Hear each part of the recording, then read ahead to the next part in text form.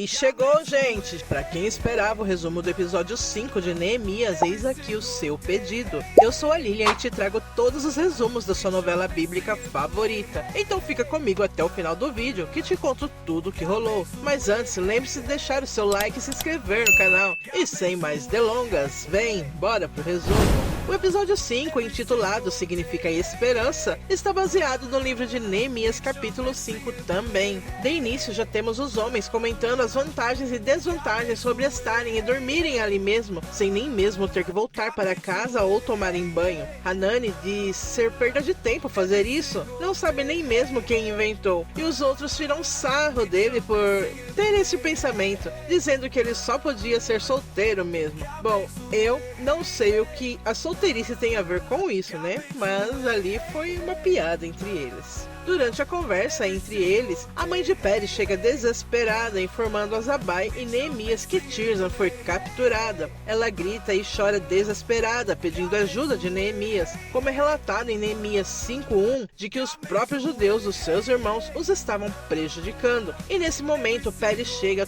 todo machucado, o que demonstra, né, gente, que ele foi espancado. Na cena seguinte, com os ânimos já mais calmos, Neemias pergunta o que aconteceu e Zabai começa a falar. Há pouco tempo a região foi acometida por uma seca e com ela muita escassez, e muitos para sobreviverem tiveram que empenhar e vender as próprias terras, mas para muitos credores isso não foi o suficiente. Eles começaram a impor outro tipo de pagamento. E como Zabai ficou com uma dívida impagável ao seu credor, ele foi obrigado a entregar o próprio filho para a servidão, como pagamento dessa dívida. Um ato absurdo, mas que antigamente era o que faziam, principalmente os povos dessas regiões. Na Bíblia não é relatado nada quanto à lei de Deus se obriga ou não a isso, em caso de dívidas não pagas, mas muitos deles praticavam esse ato, a entrega de filhos para a servidão. E foi o que Zabai fez, né? Bom, como Zabai não tinha com que pagar seus credores, vieram para levar suas terras e seu filho. Pérez até se ofereceu para ir no lugar de Baruque, mas não aceitaram. Queriam o mais novo. Ele fez de tudo para o resgate de Baruque, mas sem sucesso. E agora levaram Tirzan também, alegando que era para o pagamento dos juros. Neemias pergunta quem é o credor e tem como resposta o nome de Secanias. E Zabai ainda revela que Secanias tem negócios com Sambalate e colocou Baruque para servi-lo. Neemias então agora entende como Zabai tinha informações sobre as ações de Sambalate. Na cena seguinte, Neemias conversa com outros e tem informações de que mais pessoas têm problemas sérios em relação a dívidas e credores, descobrindo também que outros judeus ricos estão se aproveitando dos mais pobres. Mais tarde, Zabai vai conversar com Pérez, diz que falou com Neemias e ele ajudará a trazer Baruque de volta, mas Pérez é áspero com o pai e diz que Neemias fará o que ele devia ter feito, mas Zabai diz que tentou de tudo. Pérez não dá chance a ele, diz que fez, mas resistiu. E agora Tirzan foi capturada por incompetência dele, que quando deveria estar tentando o resgate de seu irmão, estava lá construindo a muralha. Ainda por ali é tarde da noite, mas Pérez andando avista Sheifá, que trabalha com afinco para terminar a muralha, mas ele diz que não conseguirá terminar a muralha hoje. Ele assegura quando ela não lhe dá ouvidos, mas ele olha e vê suas mãos machucadas e sangrando. Ela chora, ainda dizendo que tem que terminar. Ele a abraça e pergunta por que ela está assim. Ela explica que ouviu o que fizeram com os irmãos deles, diz que isso não é justo, mas Pérez, indignado, fala sim, e as pessoas ainda só pensam em reconstruir essa cidade. Mas Sheifar diz que é por isso que eles trabalham, que é por justiça, conquistar aquilo que é deles por direito, aquilo que Deus deu a eles. Ter essa vitória significa que eles os perseguiram, os atemorizaram, mas não conseguiram os dominar. Mas Pérez acredita que isso tudo é uma grande perda de tempo e sai, mas Sheifar ainda fala que essa é a grande diferença entre eles. Enquanto ele culpa a Deus pelas adversidades da vida, ela faz alguma coisa a respeito delas. E se não há nada que ele possa fazer, deveria pelo menos orar. A cena corta para Hathach, que acorda após um bom e longo tempo de sono. Ele vê que está sozinho e, preocupado, verifica os papiros. Chama por Shakar, que, ao aparecer, Hathach pergunta onde ele estava, que diz que foi procurar comida. Pede que o menino se aproxime e chama para perto, e começa a tocá-lo. Creio que para saber se Shakar é realmente real, ele deixa o menino confuso com isso. Conversa um pouco, então Shakar pede que ele continue a leitura, e a história continua. Em uma reunião que Neemias convoca, como está descrito em Neemias 5, do 2 ao 5, as famílias começam a relatar tudo, que suas famílias eram grandes e precisavam de trigo para se alimentarem, que para não morrerem de fome tiveram que penhorar todos os seus bens, e eles, sendo da mesma raça que os compatriotas judeus e os filhos tão bons quanto os deles, eles têm que fazer seus filhos trabalharem como escravos, e algumas de suas filhas já reduzidas à escravidão.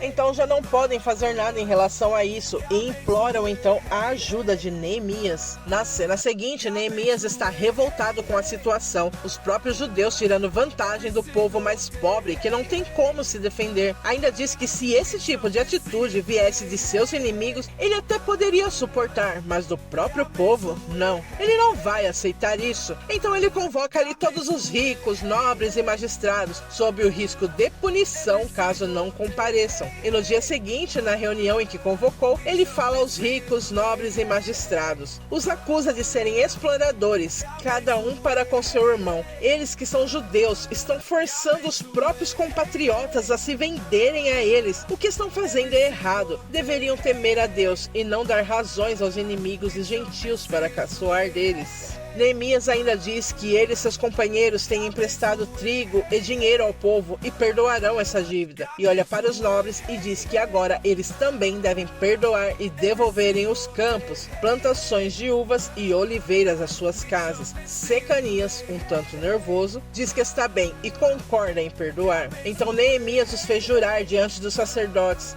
sacudiu suas vestes e disse: que Deus faça o mesmo, sacudindo para fora de sua casa e de seu trabalho todo aquele que não cumprir a sua promessa, que assim seja sacudido e despojado. E todos que estavam ali disseram amém. Na cena seguinte, Secanias tenta bajular Neemias agradecendo suas palavras e dizendo que eles realmente precisavam de um puxão de orelha. E sem Neemias dizer o que está esperando, Secanias diz que irá sair naquele momento mesmo. Mas Neemias pede que ele espere e chama os soldados persas e dá a ordem de escoltá-lo até em casa. Afinal, está muito tarde e quer garantir a segurança dele. É claro, né, pessoal, que aqui tem sarcasmo nessa atitude de Neemias. Ele está enviando os guardas para garantir que ele libertará com certeza Baruque e sua irmã Tirza. Na casa de Secanias, Baruque está com Tirza servindo a Sambalate. Ele pede mais vinho e Tirza, a menina, sente-se um tanto ameaçada, mas ela segue e o serve. Mas ele pede que ela sente-se ao lado dele. Quando ela hesita, ele força a sentar-se, fazendo Baruque gritar para que solte ela. Esse velho nojento diz que ela é muito bonita e que sempre sonhou em casar-se com uma mulher israelita. Ainda diz a ela que ela é escrava dele e, como escrava, ele pode fazer o que quiser com ela. Mas nesse momento, Secanias chega e diz a Sambalate que vai ter que pegar Tirza e Baruque de volta, pois eles são escravos dele, e ele decide o que fazer com as crianças. Nesse momento, Pérez entra com os soldados, Sambalate fica confuso e Pérez se aproxima dos irmãos, diz que foi buscá-los e levá-los para casa. Quando estão indo embora, Sambalate, furioso, pergunta o que foi que aconteceu, tendo como resposta de Secanias de que não teve escolha, Neemias o obrigou. Sambalate pede então a cabeça de Neemias. Com todo o povo esperando em Jerusalém, Pérez chega com os irmãos, deixando a mãe muito feliz, que corre para abraçar Baruque e Tirza para abraçar o pai. Todo o povo se emociona com a cena e Neemias também. No dia seguinte, todos estão de volta ao trabalho, os dias se seguem e a obra continua. E as muralhas foram terminadas dia 25 do mês de Elu, em 52 dias. Todos estão felizes e comemoram, e seus inimigos desmoralizados, porque reconheceram que foi por intervenção de Deus que fizeram essa obra. Longe dali, Tobias dá a notícia a Sambalate que acabaram as muralhas e só faltam as portas. O tempo está se esgotando, ou ele decide o que fazer, ou vai ser tarde demais. É agora ou nunca.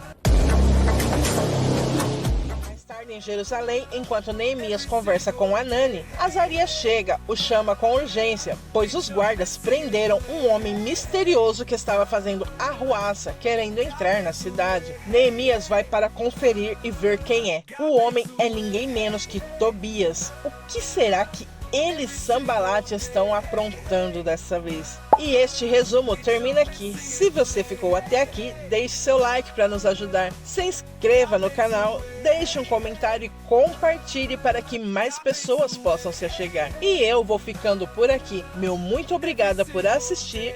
Até a próxima. Tchau.